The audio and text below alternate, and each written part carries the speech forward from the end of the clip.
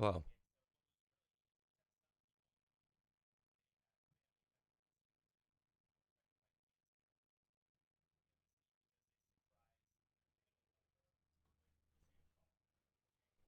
Oh, okay.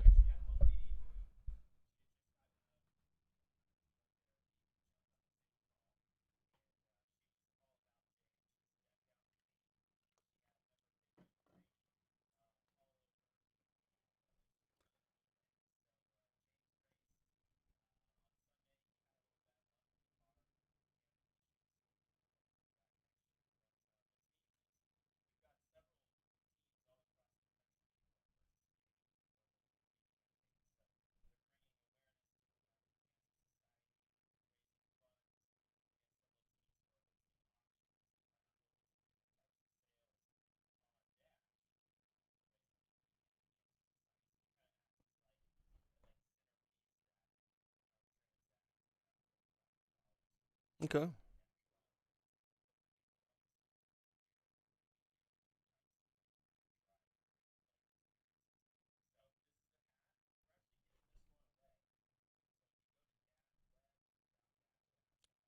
Oh, I'll put that on here.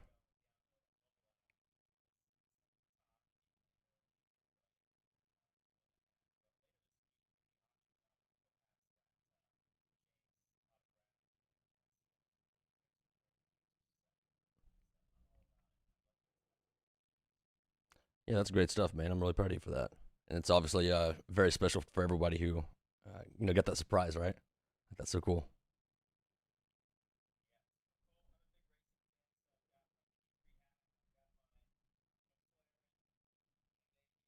Ooh.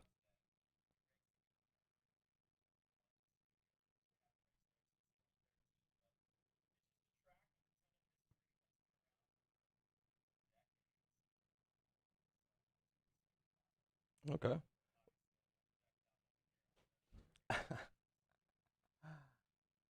Well, that's great, man. I think well, got a lot of traction with the podcast the past couple weeks, so that's been great. You can't hear John? Okay. Hold on, we gotta make sure that your audio is good. Hold on, let's see. Having technical difficulties. Oh, here we go. Now you should be able to. Everyone should be able to hear you. Um, Can you hear Great. me So now? I guess you have to do a. Yeah, they should be able to hear you now. Give a quick 5 minute or I guess 2 minute recap of what you just said. All that great stuff. Sorry, dude. Man. Yep, no, it's all good. So we just partnered with the American Cancer Society. They've got a initiative in the month of October called Real Men Wear Pink. So there's men all across the country that are out building awareness for breast cancer and different types of cancers. They wear pink every day, and on Dash, we've partnered with a lot of sports teams and racing teams to go out and raise funds through auctions and raffles and unique merchandise that have pink on them that are kind of geared around the Real Men Wear Pink campaign. So, yeah, everybody can Okay. check that out if they want to download our mobile app. All you've got to do is search Dash Auction or text the word Dash to phone number 66866, and that'll send you a link where you can download Dash and get in the action and get some cool gear. So, yeah, I'm decked out in All right. motorsports today. Hat, shirt, good to go. Got the whole thing going. All right. Well, Got the you ain't whole first or thing going. last. Yeah, I'll paint my face on Sunday. Yeah, he ain't first or last. Awesome. Well, we had some questions from the last series that we did. I guess the last part of this series. Let me go ahead and pull those up for us. Off the top of your Yeah, head, part what two. are some things that you, part two, what are some things that you liked from the last questions that we had? I think you had a lot of good insight on how to start a company and kind of where to go and the resources to use.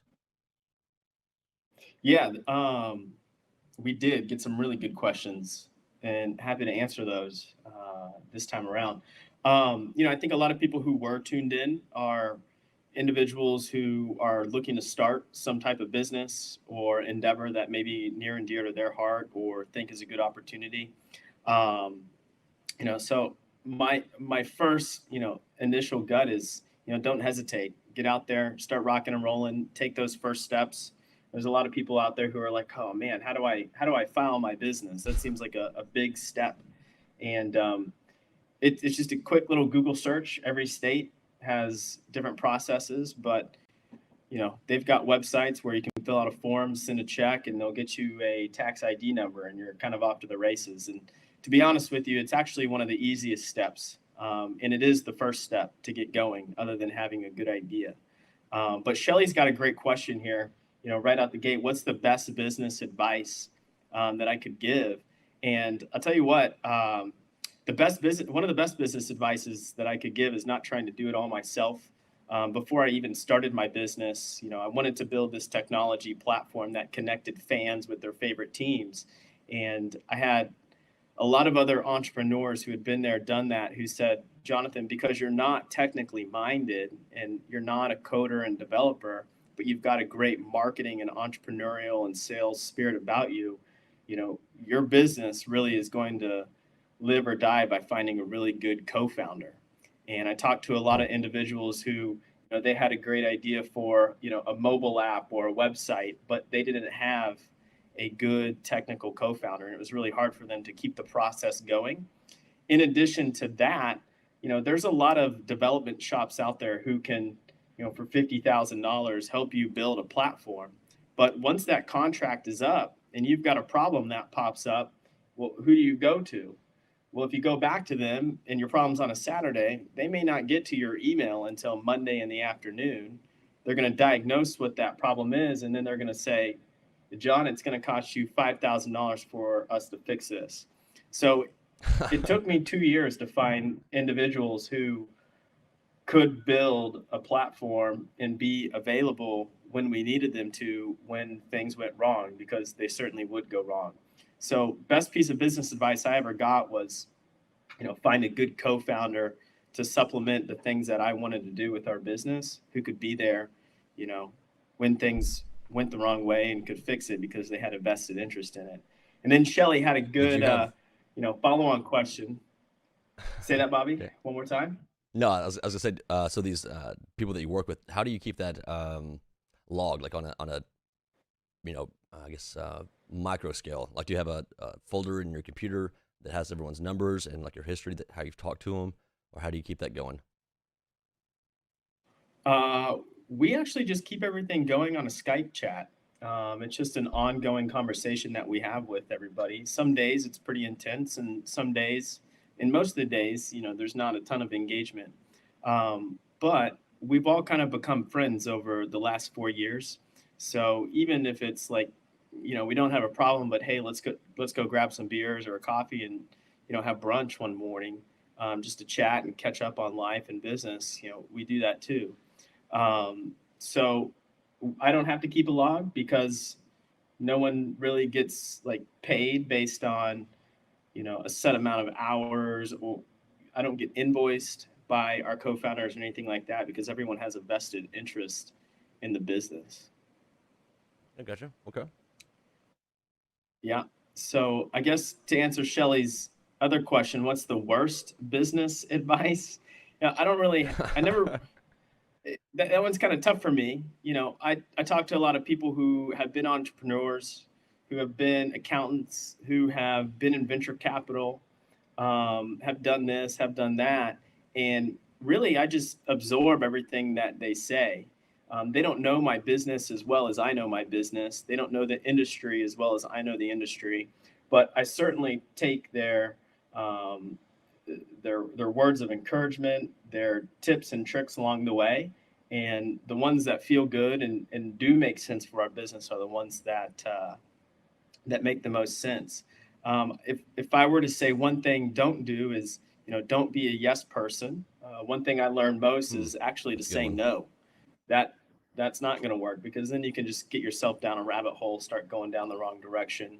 And that's when your business starts to deviate in a direction that you don't want it to take. Right on. And then Should we answer? Randy had a great question also. Yeah. How many other companies do you consider competition?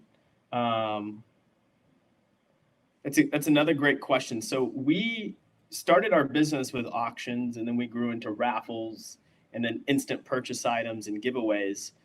So we're really kind of like a fan engagement platform.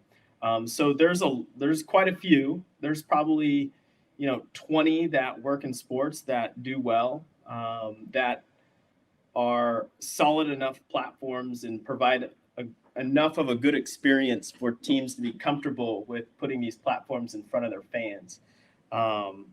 As it relates to auctions, there's really not many who are focused on professional sports teams. So we've got a great auction platform that just happens to transact raffle business and buy it now items, so teams can sell merchandise and tickets and concessions as well. So there's not a whole handful of them. Sports is actually a pretty small market when you it's at the forefront and top of mind for everybody. But when it comes to businesses that are doing well in the space, there's really not a whole lot of them. Okay. Next, you have Randy's follow-up question. Your younger self. How does that look, John? Oh, if there's anything I could say to my older self throughout my success, and what would I change? What would it be? I would start a lot earlier. We only have one life to live, and I always feel like, if I could have gotten going on this 5 years before, we'd be 5 years farther along. But at the same time, it's not a perfect trajectory up. And, fate would have it that I met my co-founders on an elevator one day, started talking. They were looking for an entrepreneur with a great business idea that was a revenue first business idea. And at the same time, I was looking for people who could build a platform that teams would be excited to put in the palm of their fans' hands. And, that took me some time to do it. So if I could tell myself to do anything, it would be to start as early as possible, and don't hesitate, because the one day you don't start moving on your ideas, one day that you're behind on your idea and someone else could take it too. And I think, it brings up a good point that I got when I was getting started as well, as a lot of people are afraid to share their ideas with other individuals in fear that that individual may say, that's a great idea, I'm going to go do it myself. But at the end of the day, I've actually had that happen everybody else has already. Yeah, at the end of the day, like, there's a lot of great ideas out there, but it really comes down to executing and who can execute well. There's been businesses out there who have wanted to build auction platforms for professional sports teams and or fan engagement platforms for professional sports teams. And if it's a good enough idea, there will be other people doing it. So it comes down to, can you build what you say you're going to build and solve the problems that make change in the industries that you're wanting to participate in? Okay. Well, that's pretty solid advice there. You probably would also go back in time and say how awesome I was. Probably be a better friend to me, back in the day. Right? Yeah, Bobby, we should have been friends, a lot longer, when we were much younger. We could have got this podcast going, 10 years ago. Not too. Oh, can you imagine if we did this in college? But it's all good. You gotta start somewhere. Yeah, you got to start somewhere, and everybody's journey and path in life is totally different. So I would say just get things going. All right. Cool. I love it. Well, I guess we have a few other people who are watching here. If they have any questions, please let us know. So we're streaming live on YouTube, Facebook under the Blue Falcon Podcast, and also on Vimeo. So if you guys have any questions, please feel free to send those in on any of those three platforms. And John and I made some notes of things we wanted to be sure to go over for this series. And it's kind of cool that we had the opportunity to I guess, hit this again. I guess for myself, whenever I look back at things I wish I would have done, you hit the nail on the head. It's execution. It's execution on doing this, and that's kind of why I believe I've had a lot of success over the past 2 weeks growing this platform, as well as my bobby.money consulting and the Bobby Global social media consulting. So I got to say thank you, John, for kind of being my, I would say guinea pig, because that's not the right word, but for being the example of an entrepreneur and the mindset that somebody has. Yeah, and I think along both of our journeys too, one incredibly important factor, and one thing I try to do every day is fail, because through failure is where you learn to get better. I know it sounds totally crazy, but you've got to have tons of micro failures before you find what really is that secret sauce that is a Yeah. repeatable instance that you can continue to churn and burn and continue to develop and put out there into the world. That's what really brings the value. So I'm sure there's been instances as you've built the podcast in your marketing business where, maybe you put out a Facebook ad that didn't do well, and then you analyzed the data behind it, and then you did it again, but you reiterated it just a little bit, and you found, oh my gosh, I found a little bit of Right. traction here. Maybe I'm onto something. So you repeat that process. Then you go out and you put your next Facebook ad out there, tweak it a little bit, Yep. and then you find, oh my gosh, I found even more. So, failure is part of the game. And as I said, failure is something I try to do every single day. But in the global scheme of actually building the business, we do have significant enough wins because we know what works and what doesn't work. And that has allowed us to scale up our business and service as many teams as we do in a positive manner. That's awesome. Speaking of the Facebook marketing, I find that I guess it's a little bit of an ask for anybody who's watching this or who enjoys it. The organic following that someone has, the more that they like posts, the more that they especially share, post, and even comment, the more I guess higher the odds are of the ads that someone runs is better, because I guess the part of the logarithm uses how the organic followers react to that. And so if it's a really good post, obviously it's going to be put in front of more people and has more data to go along with those followers. So all the likes, comments, shares, greatly appreciated, and hopefully you guys get some useful information out of this. And so far the feedback's been great. Yeah, and I think to piggyback that too is there's so many different social platforms out there. You've got to find which one resonates with your marketplace the most. So for Dash, we're trying to sell to professionals that are working in the front offices of sports teams. So, like a TikTok is tough for us to go out and sell to get new teams on Right. board because it's harder to target and market to front office professionals. But for someone who is, trying to grow a podcast, or they have a new product where maybe they've invented, here's an idea that I want to do that I haven't yet. So someone feel free to steal it because I need it. But it's to have waterproof sunscreen for my dog. I can't find that anywhere on the internet. So Really? I wouldn't go to LinkedIn. I wouldn't go to LinkedIn to market that as heavily as I would on like a Facebook or an Instagram or a TikTok, because that's just not the people who are buying. Those are Hmm. where the people who are buying that type of product would be. Whereas for Dash, we're on LinkedIn, activating there. We're going into the comments of individuals who may run a professional sports team and commenting on something that they've posted, whether it's like a success story or a new partner, and being a part of that Right. conversation. And it's not just about posting once, it's about actively participating where your customers are. It's kind of like being at a party, right? And if you only go up to people and say your bit and walk away, you're not going to be liked at that party. Like everyone's just going to ask, like, anybody else have this guy just come up to him and say random stuff and walk Who's away? that guy? Like that's just not going to work, right? So Sure, you got to be sitting sure. there and engaging in conversation. It's funny because when we were in school, we had some good friends of ours who were in our fraternity who started a band, and All right, the yeah, guy who became the lead singer of the band, he heard our buddies playing and jamming out on their guitar and their drum set, and he just walked in and said, "Hey, I'm not here to play beer pong. I'm here to jam out with you guys. And so that's how it all got started for Taddy Porter. Right.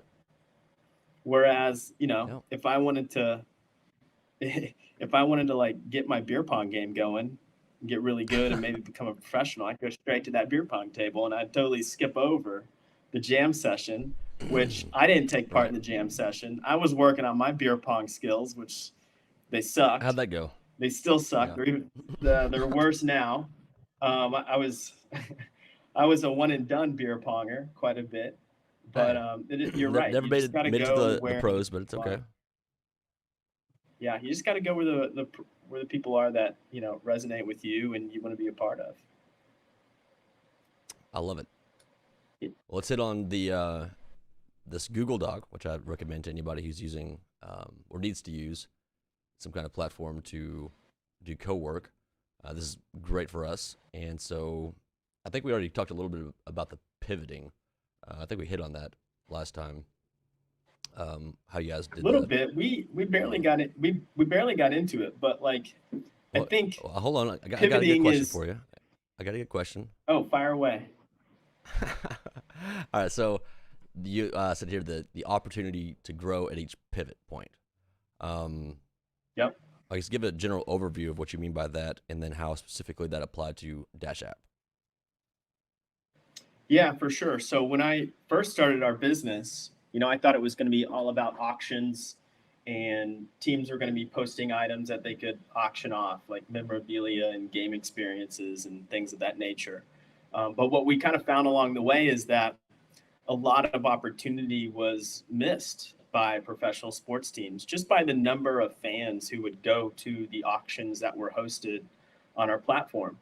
Um, so we introduced, and based on some of the feedback that our teams were giving us, the ability to sell instant purchase items, such as teams wanted to be able to sell merchandise and they wanted to be able to sell tickets and concessions.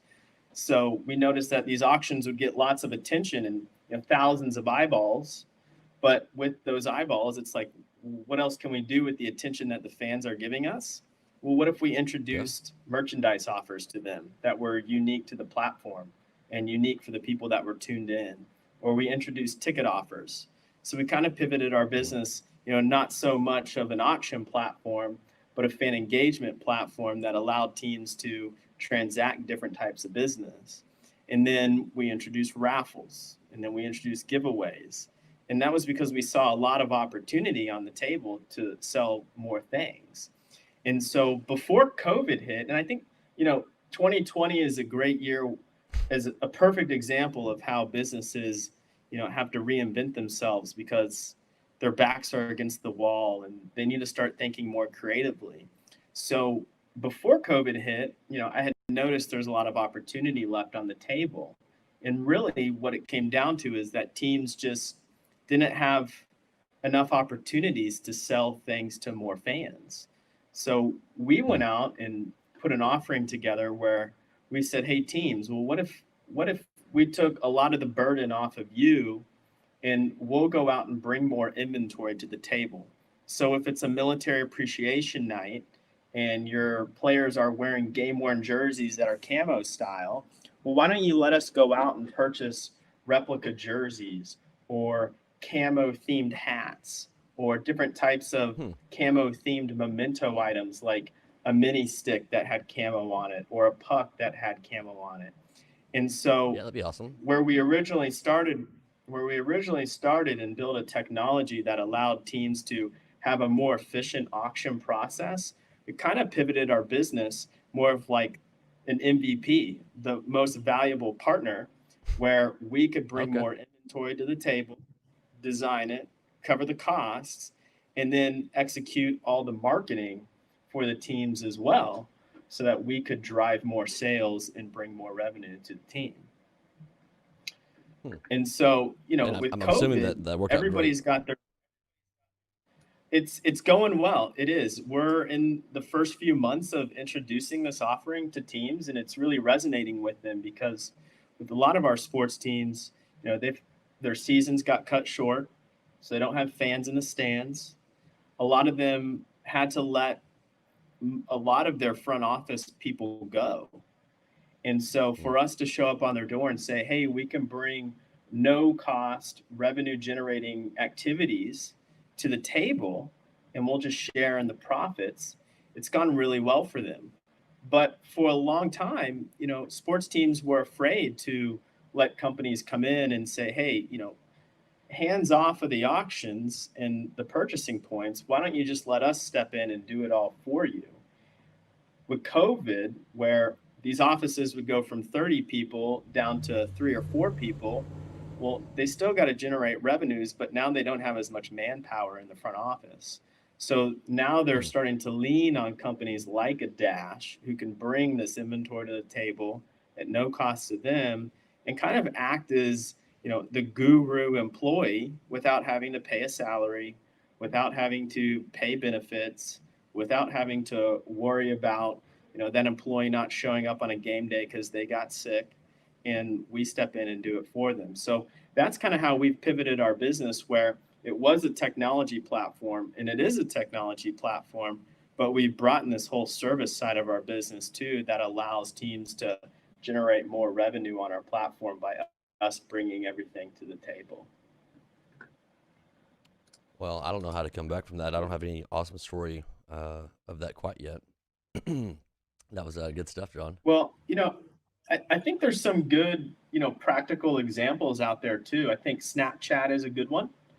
I can remember, 10 years ago when Snapchat came to the marketplace and people were saying, oh, I can send a picture to a friend and then it just disappears in 10 minutes. That was Right. cool. That was a minimally viable product that they introduced to the market that resonated with people, but they needed to gain more traction and they needed more reasons to keep people engaged with the platform too. And then they gave people the ability to text in the Snapchat. And then they gave brands the ability to project their own stories in the Snapchat stories. And then they introduced an advertising campaign platform that allowed people to follow their favorite brands, but then be able to get marketing messages and advertisements for stuff that resonated closer to them. So I think that's a great example of any kind of business that they started out with something small, they got some traction and some leverage, and they said, well, what other kind of value can we bring to the table for the people who are engaged on the platform? And Snapchat is what's interesting about Snapchat is I don't think people realize like how old Snapchat already is and how much Right. traction they still have to go in the marketplace. I think the same with Facebook too. Like Facebook didn't come along until 15 years ago. And it was a feed where people could just share parts of their lives. Here's a status update, here's a photo. But now people are Right. registering to vote on Facebook, which who would have thought that that would have actually become a thing? But the Yeah, it's businesses wild. pivoted along the way because they're in the pockets of every single American across the country, let alone the entire world as well. So as they've grown, I mean, there's a lot of things that they've had to do to, keep from like corrupt, the Russians from corrupting, our our presidential campaigns and elections and things like that. And they've grown into a really big business that, you know, they probably a few people in that boardroom saw that it could be, but they had to pivot along the way. And it's same with Google. I mean, they started as a search engine, but now they're so much more than a search engine. Right. Yeah, I feel like And for I the,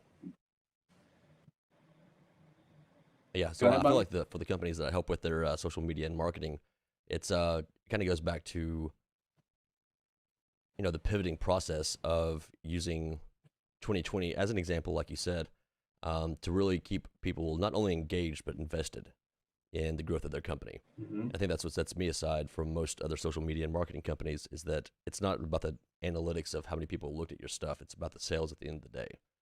So how do you leverage what you're doing here, um, and how do you quantify that to your customers, per the fan engagement and overall sales? It's a great question.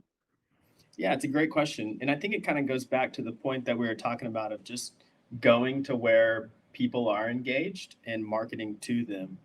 Technology in the world is moving so fast these days that if you're not constantly reiterating, trying new things, and failing along the way, you're never going to be able to keep up with the companies who are doing it well. And you'll never be able to take your company from here to that benchmark of being a leader in whatever it is that you're doing.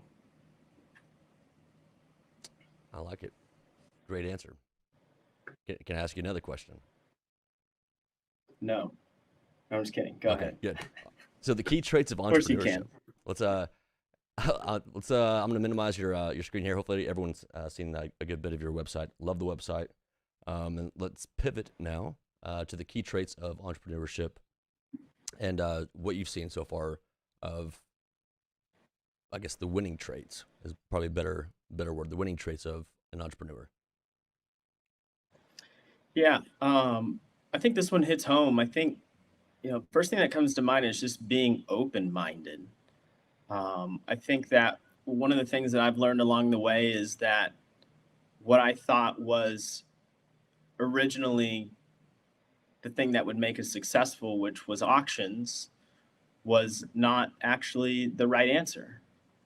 And, the first person who told me that, I said, come on, that's not what we're here for. We're here to digitize auctions and have the very best auctions where fans can get Right. the most authentic memorabilia and team experiences. But I was open to the idea and the feedback and being able to solve bigger problems for our teams, which have allowed us to be a stickier platform for them to want to come back, re-engage their fans with through Dash. But at the same time, I think having that open-mindedness and having people provide the feedback and tell me, maybe you should try this, maybe you should try that. I think a lot of that comes down to like perseverance too.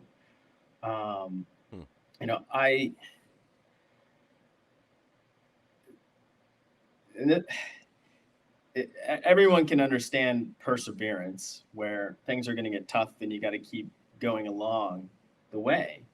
But I go back to that failure point where I try to fail every single day, and knowing that that's just part of the process is kind of a byproduct of persevering over and over and over again. And I think I learned that kind of life trait really back in high school when I was on the wrestling team. I was repeatedly getting turned on my back and looking up at the ceiling because I was always getting beat. But I had to keep coming in every day and practicing, a double leg takedown or a half Nelson or a cradle or all these different fireman's carries and perfecting that in losing, but getting myself in those positions of losing, which I knew is where that I would grow and learn the most. And so, open-mindedness, perseverance, and I think as it relates to wrestling and entrepreneurship is that you really do have to have a passion for it too. Things are Right. going to get tough. They're not going to be easy. The key is to fail every day. But if you have a passion for what you're doing and you really believe in what you're doing, that's what's going to keep you coming back day in and day out. And there's going to be, and there have been moments in my life that have been a challenge where, if I didn't have Dash and I didn't have a passion to get up and keep going, such as, a death in the family or a girlfriend Right. breaking up with me, I mean, that can be something that can debilitate people. But Right. where I found my happy place was coming back to the business, continuing to grow it. I believed in my business. And so passion is a huge part of what you're doing. And they have multiple businesses and they are successful entrepreneurs, not just in one business, but multiple business. And those individuals just have a passion of creating things that bring value to other people. So it's not just Right. about having a passion for one thing, but having a passion for like the overall entrepreneurial spirit of creating things and starting with nothing and building them into something of value for people. Well, I'd like to think that I fit What are you into that passionate? category, which is why, yeah. So I have um, a lot to say about that. Let's One of hear it. the, I guess, one of the things for me is having the overall passion to help people. And if you have that mindset as an entrepreneur, it's obviously important to, well, it's critical to create an income, create a revenue from it, to profit from your company. Otherwise, you won't be able to continue to grow. But at the baseline of all this, you have to have a passion to help people and to make things better. And I want to hit back to the failing part of that. I laugh when you say fail every day. It's funny to me because that's one of the main things in EOD that I learned during the training process, which was about a year long. We failed all the time. Constantly getting. Tell people tell people what EOD is so they get a Oh, I'm sorry. a good My bad. visual of what failing could actually look like for you, because Yeah. that's one thing you don't want to fail at. Well, our so EOD is the bomb squad in the military. The Air Force, Navy, Marines, Army, we all go through the same exact training. It's actually sponsored by the NAV School EOD. They're in by Destin, Florida. It's actually at Eglin Air Force Base. So I was stationed at an Air Force base, going through a Navy school in the Army. Um, our motto was total success, or sorry, initial success or total failure. So either when you're defusing a bomb, you're either going to have initial success or it's going to be someone else's problem. It's a failure. And for me, when we were going through that training, every single day, you're supposed to go out there and figure out how to do it correctly, but also more importantly, how not to do it. Because there's a million different ways to skin a cat. As they say, I'm not sure who made that phrase. It's kind of a weird phrase, but it fits. There's a million different ways to do something correct, and in that job field, there was certain ways to make sure you didn't do it, so you didn't fail. Of course, um, a down body on the battlefield's going to put everybody back as far as your mission power. So there was a responsibility to yourself, to the team, and to whoever it was that we were protecting, and spreading the love of winning hearts and minds. So failing to me is a little bit more personal, I think, just because I have that mindset of cannot fail when it comes time to execution, but it's okay to fail figuring out how to execute properly. I agree. As far as passion, I think you and I both have a desire to continue to grow things and keep people involved in networking. Because you're right. We totally live one life, and it's only one life we do get. But how many more lives we can affect is kind of how I quantify the value of mine. And the more people we can help, the more engagement I can get from people, and the more I can tell other people's stories, and make those stories better. Is kind of not kind of the reason. It is the reason why I wake up in the morning, and it's what I love doing. And with this podcast, when people ask me, what is the theme of your podcast? It's whatever I decide that day. And it's usually up to whoever I have on the podcast. If they have a desire for a community service, let's talk about that. I've had people come on here and talk about PTSD, and of course, having entrepreneurs like Jon on is awesome because it kind of gives more of a realistic view. That's not some dude on a stage saying you can do it. It's more of the nitty gritty. This is what it's taken me to get this far in my business, and sharing people's stories like that is it's really fun for me. Yeah, I love that. I remember when I was younger, I asked my dad this question. I have no idea why I asked him this question, but I said, "Well, what is success?" And he said, Hmm. "Success is when everybody else around you is successful."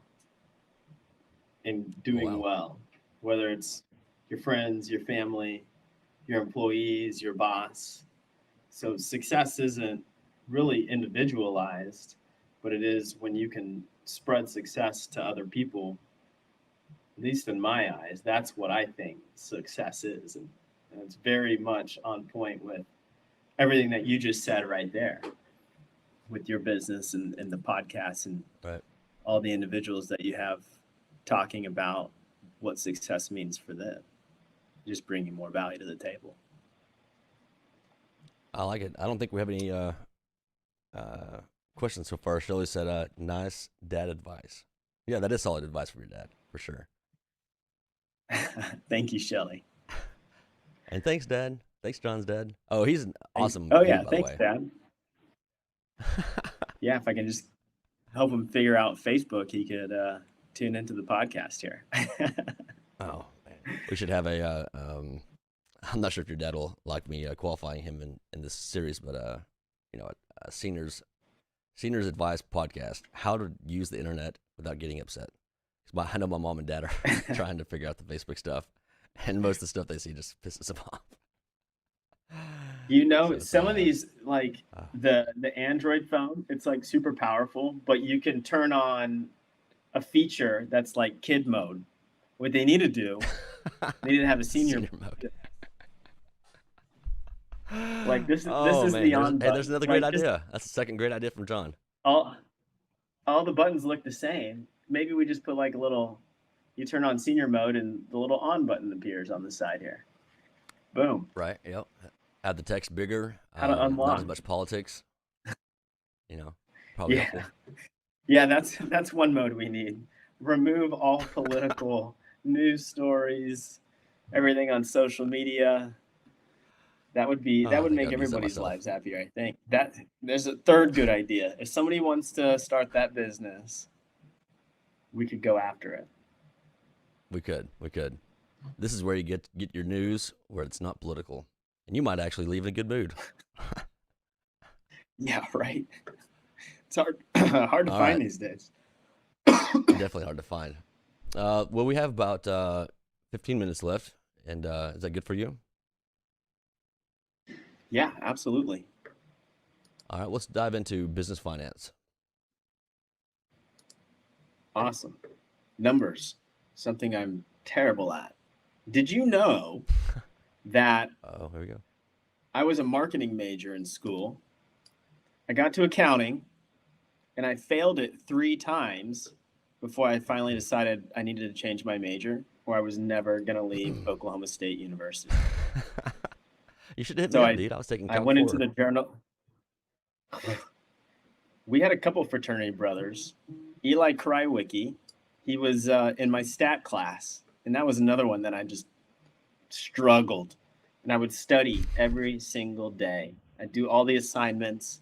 I'd get D's and C's on the assignments. Eli, he wouldn't even do his assignments. And then he'd show up for the test and get an A. And he would study one night before. And I don't know, some people's minds are just wired for that type of stuff. But for me, numbers were never quite the same. So yeah, I had to change to journalism, broadcasting, PR major. It was just all about creativity and a lot less numbers. And I made it through. Here we are. Well, we're glad you did, John. And numbers are definitely me too. So are my parents. I love numbers. So we won't get into the deep numbers of this. Let's go more about the theory behind business finance. And so far we have raising funds versus building a business that drives revenue. Yeah, so that's both paths. That's a good one because let's go ahead and sorry, go ahead and hit on them. Yeah, I mean there are definitely a lot of paths to building a business. I remember when we first started the business, the intention was to build out a minimally viable product, get a couple sports teams on board, and then take pretty much all of our data and our learnings to venture capital businesses and say, hey, look, we've got this great idea. It works. It generates revenue. Invest in our business. And I spent a lot of time, pitching venture capitalists, but a lot of them were saying, the market isn't big enough. The numbers and the revenue aren't big enough just through auctions. So you need to pivot your business in a way that, could be $100 million a year business in the next 4 years. And that was tough. I mean, as a first time entrepreneur, I really had never heard that before. I didn't know how to overcome those objections because I'd never been there and I'd never done it. So me being as stubborn as I was, I just said, well, to hell with raising funds. I'm just going to go out and build a business. I'm just going to go get as many teams as I possibly can. And, we're just going to start transacting as many dollars to the point where you can't ignore us. And then at the same time, I'm like, well, shoot, if I get to the numbers that you want me to hit, I've got myself a pretty solid business. So why don't I just make it a business that's my own instead of going out and raising more money in venture capital? Now, I'm not saying that that's not a path that we wouldn't go down, because there are advantages to taking money, investing it into your business and scaling it up right away. But when you do raise venture capital, that exposes your control. It exposes the how well your business really is. And if you can't execute quickly with the resources that they've put into your business, you can very quickly lose control of your business, and you can lose all your shares of your business at the same time. So it's certainly a balancing act. But, for us, we're fortunate enough to be in a revenue first business where we were generating revenue day one.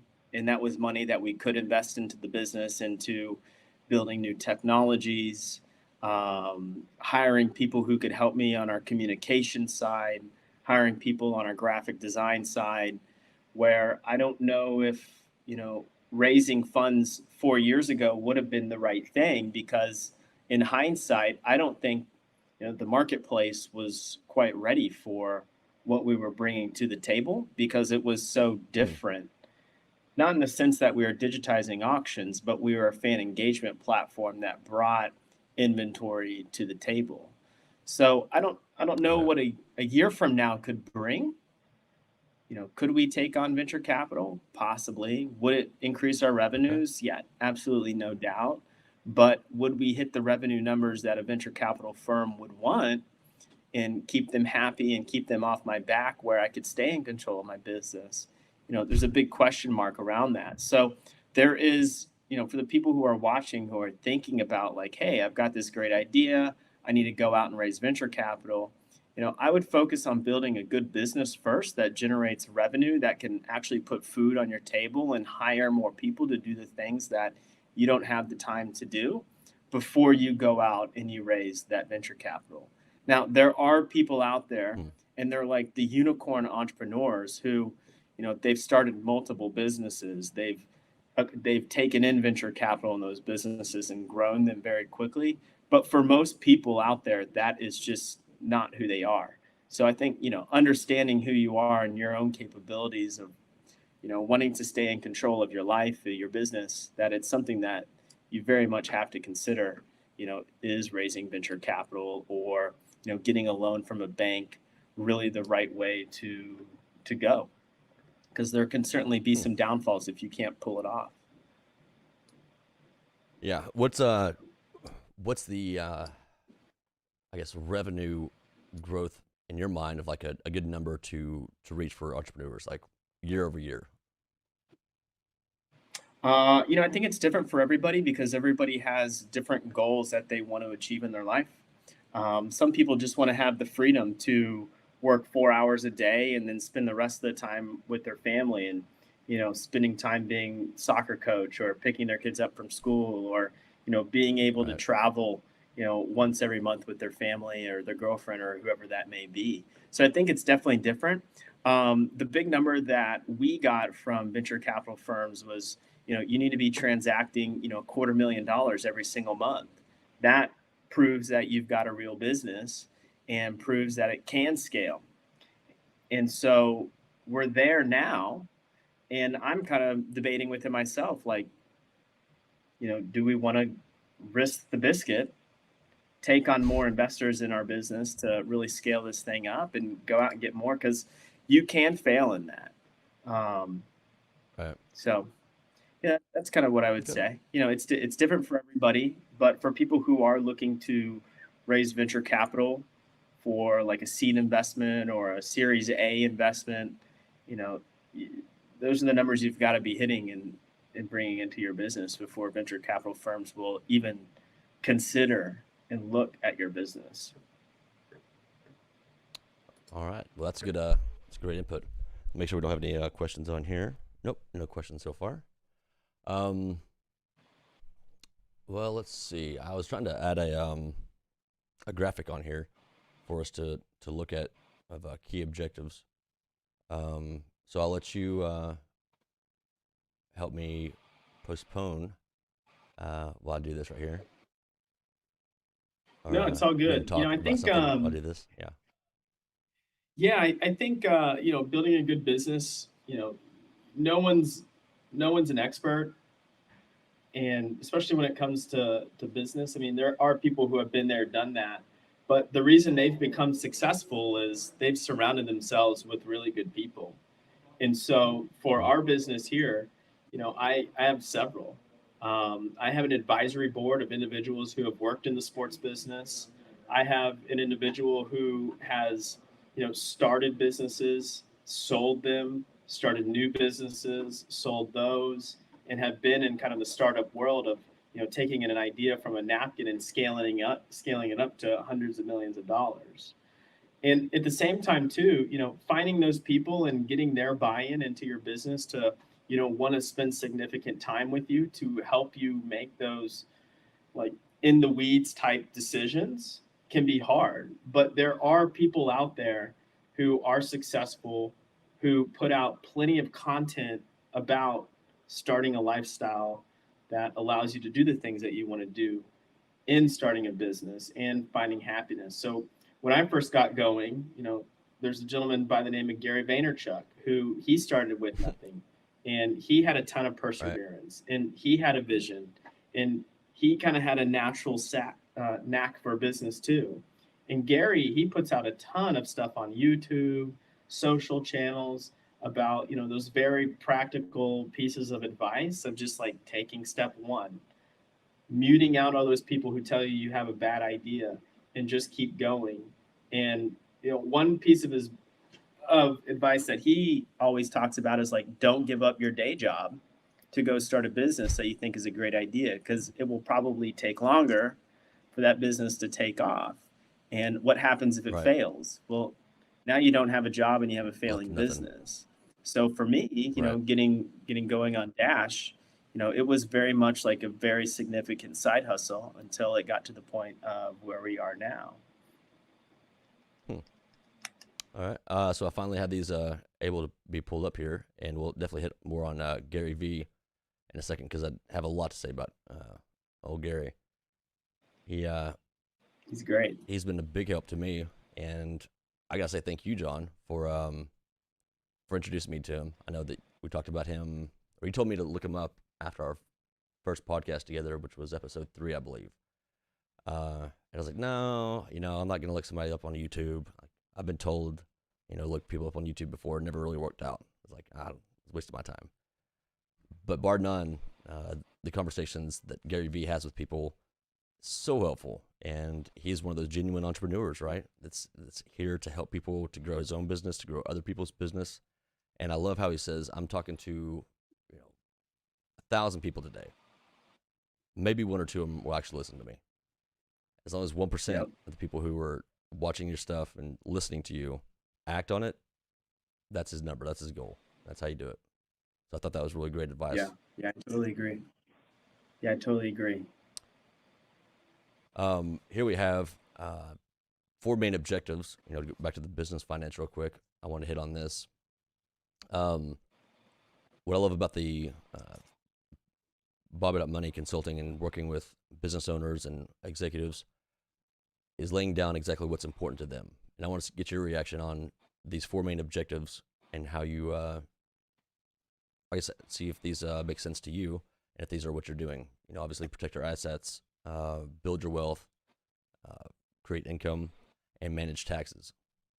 So how does that play into what you're doing, and is that kind of something that you would agree is a good idea? Yeah, totally. I mean, first one, protect the asset. Our asset is Dash and just keeping the lights on. So, going out and spending money on this and that and this and that didn't make sense, right? So I had to be very Right. particular about where we spent our money that I knew would bring in a solid return on investment. And so bringing in those people goes to point number two, building wealth. We're building wealth into our business because as I bring on new assets, whether it's people or technology, it helps to generate more revenue and create income. And then, as those things are going and they're working, they can kind of stand alone to generate Right. more revenue and keep money flowing in. And you're totally right on taxes. I mean, I have a very good accountant who looks over our stuff constantly. So wait, he doesn't meet Not with you just just on a once a year? no, no, not at all. Yeah, Not that's at one of all. the craziest Well, things I I mean, hear people you say. have Like, I haven't to. talked to my tax accountant yet. Like, what? You should be talking to him several times a Um, year. I mean, you have to think the one thing that's going to take more money out of everybody's pocket is taxes.